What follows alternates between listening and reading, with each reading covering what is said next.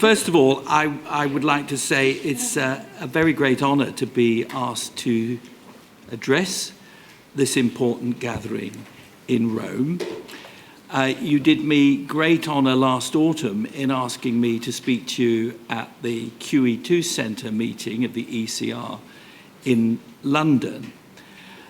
What has happened in between then and now is, of course, of monumental importance for the centre-right in Europe and indeed for Europe as a whole. That which I feared last autumn could take place has indeed taken place.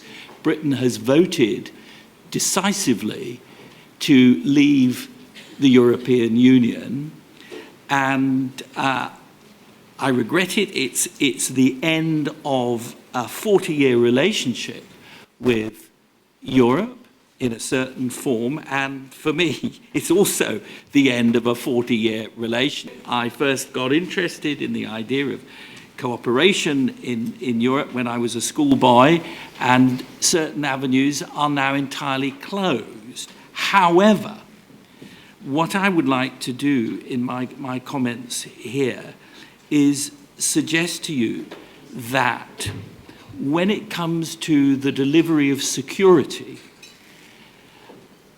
Brexit, in a sense, should prove irrelevant. And it should be the duty of the European centre-right to ensure that it is irrelevant, because the delivery of security is not only central to good governance, it is central to what the centre-right stands for. The centre-right, more than any other political grouping, is committed to the idea of law and order, and both law and order are equally important. And what I would like to set out very clearly is what scant information we have received from our government about the practical consequences of Brexit, and they have been very scant. When it comes to looking at what our government, the British government, has said about security, it's clear that it sees cooperation in some form or other continuing. To give that cooperation form, let me say again, I believe should be the mission of the centre-right, and I hope that British experts, but also British politicians, will continue to regard themselves as part of the European centre-right when it comes to security questions. Our new Foreign Secretary, Boris Johnson, slipped into Berlin last weekend for a meeting of the Office for the Organisation of Security and Cooperation in Europe. This was an organisation I think the Brexiters had completely ignored, and therefore it was safe for him to go off and speak there.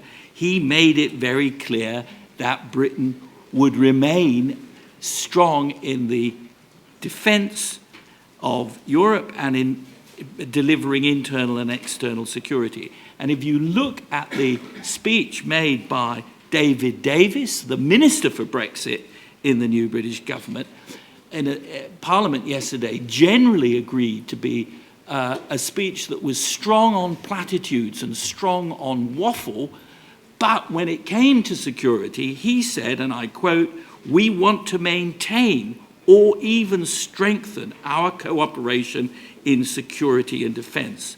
We will leave the European Union, but we will not turn our backs on Europe. Our aim is to maintain the relationships in the European Union on security matters as best we can."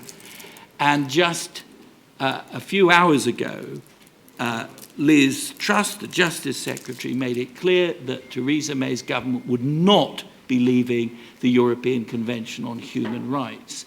In other words, the pieces on the chessboard are still there. They have been mixed up a bit, but they're basically still there, and it should be our mission on the centre-right to ensure that they stay there, for the very simple reason that security is so important. As I move towards the end of what I have to say, having gone from the big picture to how we cooperate together, I would like to just focus for a minute on some of the detailed matters that we have to deal with before ending again with a big picture argument. The details are that, as people here will know, the so-called Islamic State, or Daesh, has launched 101 plots and attacks on the West in its 3 or 4 miserable years of existence. 40% of those attacks have actually been on the United States of America. 20% on France, the next most vulnerable target. 50% of those attacks were directly organized and commanded by Daesh leaders. 50% of those attacks were inspired by Daesh, and they include the lone wolf, so-called lone wolf. I have to say, I'm very suspicious of the entire concept of lone wolves. And far too often we have heard from French and German authorities in recent months that attacks that look like individual attacks have not been individual attacks, have involved other people in these attacks, and far too often we have heard that the perpetrators of these attacks are in some way psychiatrically disturbed. I have never heard so many police officers, say with such speed that attacks come from people with psychological disturbances as I have in the past 6 months. It beggars belief that all these people are effectively mad killers and have not been inspired by Daesh. So I think we are dealing with a concerted attack on all of us, and that attack is serious, and as we've heard from Mark, I would almost say from the horse's mouth, as Daesh continues to be degraded, we may expect those people still alive who have gone from Europe, the 20 to 27,000 people from Europe who have gone to fight for Daesh, who still live, to come back and try and kill us here in Europe. And that is the challenge, and it is an ongoing challenge.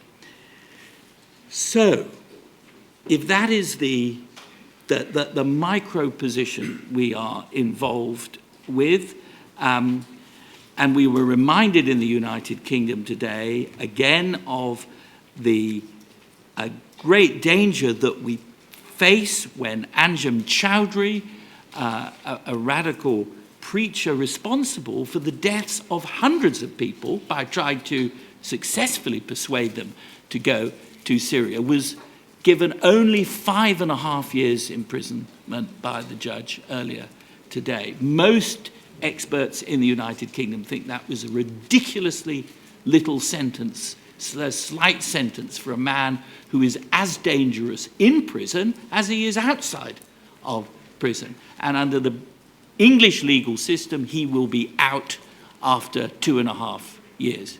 It's completely absurd, and I hope the government does something about it. So this is the threat. And as I wind up, people like me who were appalled by the way that the vote in Britain went, people like me who felt that many British people voted to get out of the European Union because of the grave mistakes made by the Germans and French in particular, but not only them, in dealing with the migrant crisis.